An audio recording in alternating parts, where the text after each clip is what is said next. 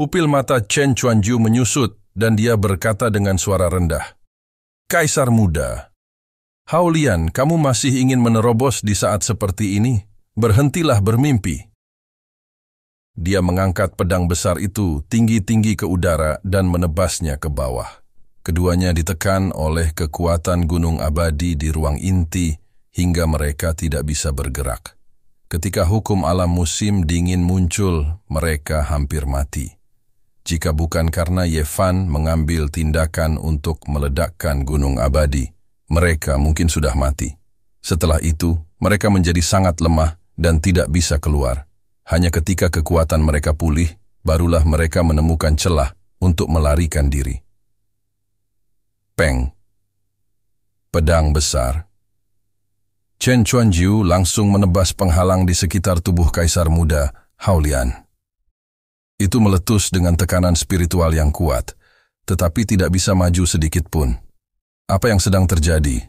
Penghalang macam apa ini? Bagaimana Anda masih bisa memiliki kekuatan pertahanan yang begitu kuat? Mata Chen Chuanjiu membelalak. Dia terkejut sampai tidak percaya ketika dia berulang kali bertanya kaisar muda. Hao Lian membentuk jejak dengan satu tangan dan menampilkan teknik penciptaan satu nafas. Energi inti pohon dewa di sekelilingnya dengan panik diserap ke dalam tubuhnya. Tangannya yang lain memperlihatkan jejak Fajra, melepaskan lampu hijau. Bukan saja penghalang pertahanannya tidak dihancurkan oleh pedang, tapi malah menjadi semakin kuat. Pupil Feng Yi menyusut, dan dia dengan dingin berkata, "Anak nakal yang cerdas, menggunakan sumber daya di tempat untuk secara langsung mengekstraksi energi esensi pohon dewa, mengubah sebagian untuk digunakan sendiri dan sisanya menjadi jejak pertahanan. Chen Chuanjiu, kekuatanmu belum pulih sepenuhnya, jadi kamu tidak bisa menembus penghalang Vajra ini. Selain itu, pemahaman Hao Lian tentang hukum alam tidaklah cukup, jadi dia ingin menggunakan energi esensi pohon dewa untuk menerobos ambang niat bela diri Kaisar Wu. Ide yang bagus sekali. Hanya ekspresi Feng Yi menjadi dingin. Dia berjalan turun dari langit dan tiba di depan penghalang Fajra. Dia tertawa jahat dan berkata, "Hanya saja, kondensasi hukum alam dan kelahiran energi Kaisar ini kebetulan menguntungkanku." Kaisar muda, Hao Lian, terima kasih banyak atas energi Kaisar Jiu Tianmu. Kelima jarinya menembakkan 5 garis cahaya berwarna berbeda yang mendarat di Fajra Barrier. Dia perlahan memasukkan kelima jarinya ke dalamnya. Energi Kaisar Emas yang muncul dari tubuh Kaisar Muda. Hao Lian secara bertahap meninggalkan tubuhnya dan diserap ke dalam telapak tangan Feng Yi. "Brengsek, Kaisar Muda." Hao Lian mendengus dengan marah. Tangan kirinya mengganti segel tangannya, mengepalkan kelima jarinya dan meninju ke arah cakar yang masuk. Segel tangannya berubah, dan penghalang Fajra segera menghilang. Feng Yi memperlihatkan ekspresi kaget saat dia merasakan kekuatan tinju itu. Hukum di sekitarnya membeku, dan cahaya kemasan bersinar. Dia mundur ketakutan dan berkata, Ini adalah tinju Vajra. Energi di sekitarnya berkumpul di bawah angin tinju, dan tinju itu menembus kehampaan. Ledakan, meskipun Feng Yi telah mundur dengan sangat cepat, dia masih terguncang oleh kekuatan pukulan itu. Dia berteriak kaget, "Chen Chuanjiu akan maju, akan terlambat jika kita tidak menekannya sekarang." Chen Chuanjiu juga melihat bahwa situasinya tidak baik, dan dengan teriakan keras, dia mengangkat pedangnya dan menebas. Pedang langit perunggu kuno miliknya juga merupakan senjata tingkat ke-8. Saat dilepaskan, ia penuh dengan semangat dan semangat. Sama seperti tinju Fajra, ia menempuh jalur keganasan yang tak tertandingi. Begitu pedang Qi muncul, ia segera menekan pancaran tinju. Hanya dalam waktu beberapa saat, keduanya bertukar gerakan yang tak terhitung jumlahnya dan bentrok dengan sengit. Feng Yi berseru dari samping, "Kekuatannya sudah berada pada titik kritis. Kamu harus menekan wilayah seni bela dirinya. Jangan memberinya waktu untuk menyerap esensi energi pohon dewa atau memahami hukumnya. Jika tidak, dia mungkin akan menerobos pada saat itu juga. Kapan saja, dan kamu tidak akan lagi menjadi tandingannya." Ketika Chen Chuanjiu mendengar ini, dia terkejut. Feng Yi adalah seorang kaisar bela diri, jadi dia secara alami memahami kunci untuk maju. Ketika dia mendengar kata-kata Feng Yi, dia menggunakan semua kartu trufnya dan dengan tegas menekan Kaisar Muda Haolian, tidak memberinya kesempatan untuk melarikan diri. Kaisar Muda Haolian juga kaget dan marah. Dia jelas merasa bahwa dia akan menerobos dan hanya berjarak sedikit, tetapi dia tidak dapat memahami kuncinya. Dia awalnya ingin mengandalkan esensi energi pohon ilahi untuk memaksakan terobosan. Tapi sepertinya tidak ada harapan sekarang. Meski keduanya menempuh jalur keganasan dan tirani yang tak tertandingi, ada perbedaan besar dalam gerakan mereka. Gerakan pedang Chen Chuanjiu selalu berubah. Ci Pindam bersiap gas gerakannya dasi penuh semangat. Dia memiliki aura seorang Grandmaster. Adapun Kaisar Muda Haolian, dia tidak tahu apakah semua harus tertawa atau menangis. Dia hanya menggunakan satu gerakan, Diamond Fist. Tidak peduli bagaimana lawannya berubah, dia akan selalu tetap sama. Tinjunya akan keluar, tidak pernah bosan. Feng Yi tidak terlalu peduli tentang hal ini sebelumnya, tetapi semakin dia memperhatikan, dia menjadi semakin terkejut. Dia menemukan bahwa niat bela diri yang terkandung dalam tinju intan Kaisar Muda Haolian jauh di atas niat bela diri Chen Chuanjiu. Bahkan ada kalanya dia tidak bisa melihat kekuatan tinju itu. Meskipun dia tidak mengubah satu gerakan pun, itu sebenarnya berisi semua variasi di dalamnya. Satu langkah untuk melanggar semua hukum. Hati Feng Yi tenggelam. Di dunia seni bela diri, hanya ada satu gerakan yang bisa melanggar semua hukum. Namun dia juga pernah mendengar bahwa begitu seseorang mencapai puncak seni bela diri, atau jika pemahaman seseorang akan niat bela diri mencapai tingkat yang sangat tinggi, gerakan apapun yang mereka gunakan akan mengandung niat bela diri tingkat tertinggi. Setiap kerutan, setiap senyuman, setiap tindakan, setiap gerakan, semuanya dipenuhi dengan aturan langit dan bumi. Pada saat itu, keterampilan bela diri apapun di dunia akan dibayangi, tidak dapat dibandingkan dengan satu pukulan atau serangan telapak tangan. Batasan ini dikenal sebagai satu langkah untuk melanggar semua hukum. Tentu saja Kaisar Muda Haolian tidak mungkin memiliki kekuatan seperti itu, tetapi situasi di depannya sangat mirip dengan satu gerakan legendaris untuk melanggar semua hukum. Hal ini menyebabkan dia merasa sangat gugup. Memikirkan bagaimana tuan orang ini juga bukan eksistensi sederhana, Feng Yi merasa semakin tidak yakin. Dia menguatkan hatinya dan memutuskan bahwa dia akan menekan orang ini bagaimanapun caranya. Dia akan menunggu sampai kedua belah pihak terluka parah sebelum dia bergerak. Saat ini, pohon dewa telah tumbuh setinggi 1000 kaki dan masih terus tumbuh. Energi spiritual langit dan bumi yang dipancarkannya sangat kaya hingga tingkat yang luar biasa.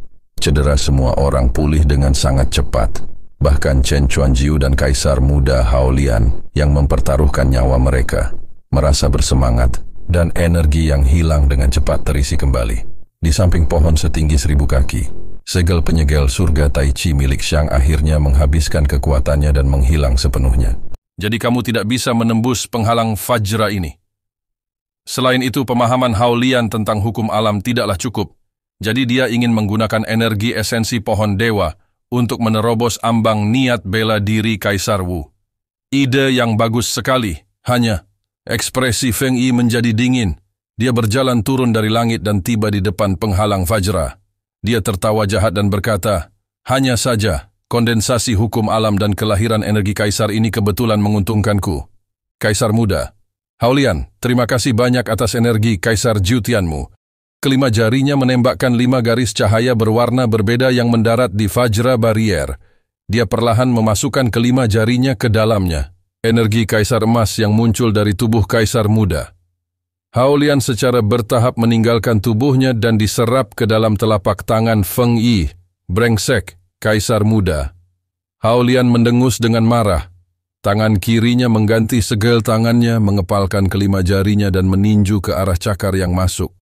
Segel tangannya berubah dan penghalang Fajra segera menghilang. Feng Yi memperlihatkan ekspresi kaget saat dia merasakan kekuatan tinju itu. Hukum di sekitarnya membeku dan cahaya keemasan bersinar. Dia mundur ketakutan dan berkata, Ini adalah tinju Fajra. Energi di sekitarnya berkumpul di bawah angin tinju, dan tinju itu menembus kehampaan, ledakan. Meskipun Feng Yi telah mundur dengan sangat cepat, Dia masih terguncang oleh kekuatan pukulan itu. Dia berteriak kaget. Chen Chuanjiu akan maju. Akan terlambat jika kita tidak menekannya sekarang. Chen Chuanjiu juga melihat bahwa situasinya tidak baik, dan dengan teriakan keras, dia mengangkat pedangnya dan menebas. Pedang langit, perunggu kuno miliknya juga merupakan senjata tingkat ke-8. Saat dilepaskan, ia penuh dengan semangat dan semangat. Sama seperti tinju Fajra, ia menempuh jalur keganasan yang tak tertandingi. Begitu pedang Qi muncul, ia segera menekan pancaran tinju. Hanya dalam waktu beberapa saat, keduanya bertukar gerakan yang tak terhitung jumlahnya dan bentrok dengan sengit. Feng Yi berseru dari samping, kekuatannya sudah berada pada titik kritis. Kamu harus menekan wilayah seni bela dirinya. Jangan memberinya waktu untuk menyerap esensi energi pohon dewa atau memahami hukumnya. Jika tidak, dia mungkin akan menerobos pada saat itu juga. Kapan saja, dan kamu tidak akan lagi menjadi tandingannya. Ketika Chen Chuanjiu mendengar ini, dia terkejut. Feng Yi adalah seorang kaisar bela diri. Jadi dia secara alami memahami kunci untuk maju. Ketika dia mendengar kata-kata Feng Yi, dia menggunakan semua kartu trufnya dan dengan tegas menekan Kaisar Muda Haolian, tidak memberinya kesempatan untuk melarikan diri. Kaisar Muda Haolian juga kaget dan marah. Dia jelas merasa bahwa dia akan menerobos dan hanya berjarak sedikit, tetapi dia tidak dapat memahami kuncinya. Dia awalnya ingin mengandalkan esensi energi pohon ilahi untuk memaksakan terobosan, tapi sepertinya tidak ada harapan sekarang. Meski keduanya menempuh jalur keganasan dan tirani yang tak tertandingi, ada perbedaan besar dalam gerakan mereka. Gerakan pedang Chen Chuanjiu selalu berubah, dan setiap gerakannya penuh semangat.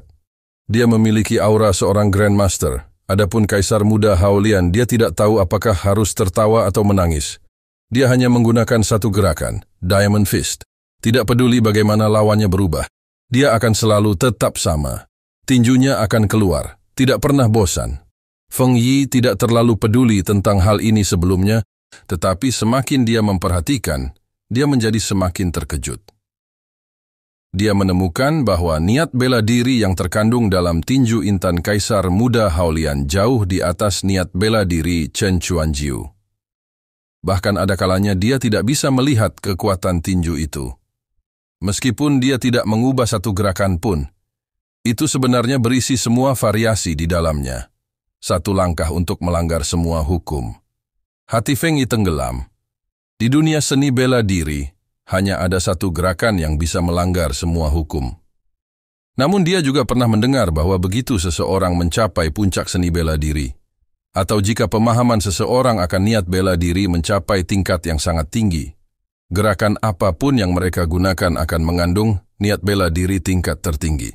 Setiap kerutan, setiap senyuman, setiap tindakan, setiap gerakan, semuanya dipenuhi dengan aturan langit dan bumi. Pada saat itu, keterampilan bela diri apapun di dunia akan dibayangi, tidak dapat dibandingkan dengan satu pukulan atau serangan telapak tangan. Batasan ini dikenal sebagai satu langkah untuk melanggar semua hukum. Tentu saja, Kaisar Muda Haolian tidak mungkin memiliki kekuatan seperti itu, tetapi situasi di depannya sangat mirip dengan satu gerakan legendaris untuk melanggar semua hukum. Hal ini menyebabkan dia merasa sangat gugup. Memikirkan bagaimana tuan orang ini juga bukan eksistensi sederhana, Feng Yi merasa semakin tidak yakin. Dia menguatkan hatinya dan memutuskan bahwa dia akan menekan orang ini bagaimanapun caranya. Dia akan menunggu sampai kedua belah pihak terluka parah sebelum dia bergerak. Saat ini, pohon dewa telah tumbuh setinggi 1000 kaki dan masih terus tumbuh. Energi spiritual langit dan bumi yang dipancarkannya sangat kaya, hingga tingkat yang luar biasa. Cedera semua orang pulih dengan sangat cepat. Bahkan Chen Chuanjiu dan Kaisar Muda Haolian yang mempertaruhkan nyawa mereka merasa bersemangat dan energi yang hilang dengan cepat terisi kembali. Di samping pohon setinggi 1000 kaki, segel penyegel surga, Tai Chi milik Shang akhirnya menghabiskan kekuatannya dan menghilang sepenuhnya. Mata Shang dan 2 tanduk di dahinya telah kembali ke warna abu-abu normalnya. Tubuhnya dengan cepat menyusut seolah seluruh kekuatannya telah tersedot dan dia langsung jatuh dari langit. Tidak hanya kekuatannya yang telah habis, namun pohon dewa juga telah menembus ke dalam bumi, menyebabkan seluruh energi spiritualnya bokor. Ini merupakan pukulan yang luar biasa baginya. Tuan Xiang! Wing bergegas mendekat dan langsung mendukung Xiang, dengan lembut mendarat kembali di tanah. Xiang meraih lengan Wing dan berkata dengan wajah pucat, "Cepat, cepat ambil sari pohon dewa. Jangan pedulikan aku." Setelah mengatakan itu, dia buru-buru duduk bersila dan mulai mengatur pernapasannya. Dia juga menyerap energi spiritual pohon dewa secara sembarangan. Periode kelemahan setelah demonisasi sangat lama. Dia tidak akan dapat menggunakan energi vitalnya selama beberapa bulan. Namun, pada saat ini, menyimpan lebih banyak energi akan membuatnya pulih lebih cepat. Li, yang juga lumpuh total seperti dia, berjalan dengan gemetar dari jauh dan duduk di samping Xiang, mulai mengatur pernapasannya. Wing berteriak ke arah Yu dan Fu, yang berada tidak jauh dari sana. "Kalian lindungi Tuan Xiang dan Li, aku akan pergi mengambil sari pohon dewa ini."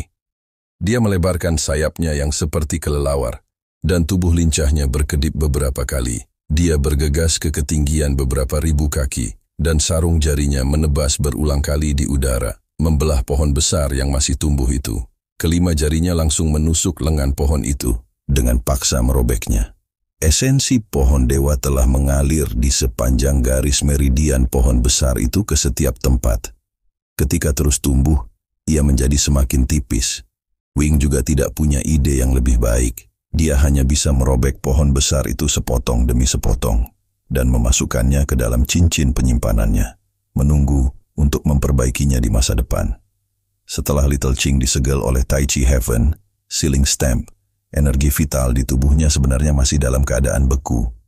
Dia berdiri di dahan pohon besar dengan wajah pucat, mengamati semuanya dengan dingin sambil mempercepat pemulihan energinya. "Yu, pergi dan kumpulkan pohon dewa itu juga. Serahkan ini padaku." Fu mencengkeram Clamorous X erat-erat dengan kedua tangannya dan menatap ketakutan ke arah wilayah di kejauhan. Dia berkata dengan suara yang dalam, "Inti dari pohon dewa sangat penting bagi kami. Setiap bagiannya sangat berarti." Yu tidak membantah. Dia baru saja memulihkan kekuatannya. Dia juga bergegas ke udara dan mulai menggunakan pedang cahaya ekornya untuk menebang pohon besar itu. Menjarah dalam jumlah besar. Ada juga Tangji. Meskipun dia telah kehilangan Vermilion Bird Saber di bawah energi spiritual yang mengejutkan, luka-lukanya tidak hanya sembuh, tetapi dia juga tampaknya telah maju ke tingkat berikutnya. Dia sangat gembira dan buru-buru duduk di dekat Xiang, mengambil kesempatan untuk menembus ambang batas ahli bela diri. Jika dia bisa menerobos dunia besar ini, maka kerugian dari perjalanan ke dataran iblis ini dapat dianggap telah ditebus. Meskipun dia pasti tidak akan bisa menghindari hukuman berat jika dia kehilangan Vermilion Bird Saber, kamar dagang, tempat ekstremitas punya banyak uang, dia lebih mementingkan kemajuan budidayanya. Bagaimana saya bisa melewatkan bagian dari barang bagus? Sebuah suara yang familiar terdengar di udara. Itu adalah Li Yunxiao yang bergegas. Dia juga sangat gembira melihat intisari pohon dewa. Dia meniru Yu dan mengeluarkan senjata untuk menebang pohon besar itu. Artefak mendalam. Tingkat 6. Di tangannya benar-benar pecah saat bersentuhan dengan cahaya dari pohon dewa. Ini, Li Yunxiao terkejut melihat Yu dan Wing dengan mudah menebang pohon besar itu dan memasukkannya ke dalam saku mereka. Dia tidak menyangka pohon dewa ini begitu keras. Terdengar dengusan dingin. Ching kecil menatapnya dengan dingin dan mengejek. "Artefak tingkat 6 belaka dan kamu ingin membelah inti tubuh utamaku? Melebih-lebihkan dirimu sendiri." Li Yunxiao menyipitkan matanya dan langsung mengangkat jari tengahnya, berkata dengan sinis, "Tubuh utamamu telah diambil bersih, dan kamu masih memiliki wajah untuk mengejekku? Yang mulia benar-benar memiliki sikap yang baik. Saya mengagumi Anda." "Anda?" Ching kecil sangat marah sehingga dia tidak bisa menahan amarahnya. Wajahnya berwarna hijau dan ungu. Dia mendengus berat dan menoleh, tidak lagi memperhatikannya. Sekarang tubuh utamanya telah muncul dan rusak sedemikian rupa, tidak dapat lagi dipertahankan. Tidak ada keberadaan di dunia ini yang tidak dapat dihancurkan. Bahkan seseorang seperti dia, yang telah hidup selama bertahun-tahun yang tak terhitung jumlahnya, pada saat ini menyaksikan tubuh aslinya secara bertahap diambil oleh seseorang bagian tubuh yang familiar itu. Dia tiba-tiba menjadi agak tercerahkan. Hatinya yang awalnya sangat enggan juga perlahan menjadi tenang. Li Yunxiao, apa yang sedang kamu lakukan? Tiba-tiba, auman Yu terdengar. Dia melihat Li Yunxiao mengambil sepotong besar kayu suci dan memasukkannya ke dalam cincinnya. Setelah dia menyadari bahwa dia tidak bisa menebang pohon dewa itu sama sekali, dia berniat untuk merebutnya dan langsung mencuri hasil jerih payah Yu. Pergi ke neraka. Pedang ke-11. Yu dengan marah menikamkan pedangnya ke arah Li Yunxiao. Ha. Li Yunxiao tertawa keras. Dia menginjak pohon dewa dan terus-menerus menghindar. Dia tidak memiliki artefak tajam tingkat 9 di tangannya. Jika dia tidak merebutnya, tidak ada jalan lain. Kalau tidak, dengan kondisinya saat ini, dia tidak akan mengambil inisiatif untuk memprovokasi Yu. Terima kasih telah menonton. Jangan lupa like, share, dan subscribe, guys.